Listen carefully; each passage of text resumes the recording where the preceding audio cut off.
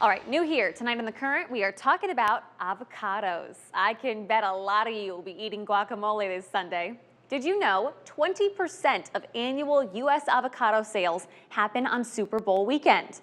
So as of right now, President Donald Trump has not enacted the tariffs he's threatened to impose on Mexico. But if he does, how will that impact your avocado consumption? And what's the history of Americans and avocados? For that, we turn to University of Iowa professor Viridiana Hernández Fernández, an avocado history expert. Viridiana, thank you so much for being here with us. Thank you. Thank you for having me here. It's a Let's, pleasure. let's talk about where the U.S. gets most of its avocados. Yeah, absolutely. Well, actually, 9 out of every 10 avocados that we consume here in the US come from Mexico only. So, pretty much is the main supplier of avocados for most of the demand in the United States. And when you're talking about we're getting these avocados from Mexico, we're also talking about a very specific place within Mexico. Absolutely. The region that grows avocados in Mexico, Mexico grows avocados all over the country. However, the region that has been certified by the USDA to ship Mexican grown avocados is known as the Sierra Purépecha in the western state of Michoacán. Recently, the neighboring state of Jalisco has been included, but Michoacán still grows the largest proportion of the crop that is shipped to the US. Okay, so when we're talking 9 out of 10 avocados coming to the U.S., coming from Mexico, let's also talk the numbers. How have you seen the demand in the U.S. for avocados grow over the last few years? That is a very interesting history because it's not that avocados are completely new to the U.S. palate. Actually, states like California and Florida had been growing avocados since the mid 20th century, 1950s, even 1930s in California. However, because of environmental conditions of these states, they have been always limited to grow a certain amount of avocados every year and seasonally. In the case of Michoacán, Michoacán is the only place on the earth that it's able to grow avocados all year round. And that has been a constant supply of avocados for the growing demand for avocados here in the United States.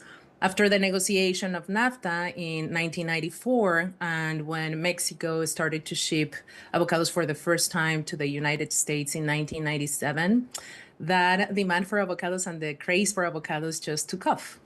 How much are we talking about?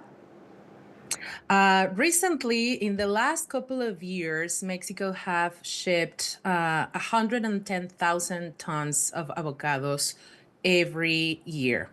However, in most of that crop is sent during the Super Bowl. Actually, these 110,000 tons of avocados are sent in the Super Bowl weekend only, because Mexico shipped more than that to the United States in general terms, 3 million tons of avocados a year. Okay, so we are literally in the peak season right now. Viridiana, I know you are a history expert. Not an economics professor by any means, but as the U.S. weighs potential tariffs on Mexican imports, can you talk to us about, from your perspective, what could the avocado impact be? It would be an important impact. As I mentioned, Mexico is the main supplier of avocados to the United States. But not only that, Mexico is the largest avocado grower region in the world, which means that it would be really hard to source avocados coming from other places. And that takes time as well.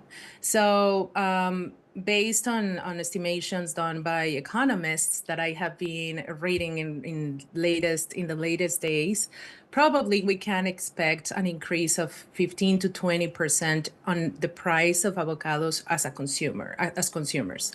And that goes for the avocados that we buy in the grocery stores.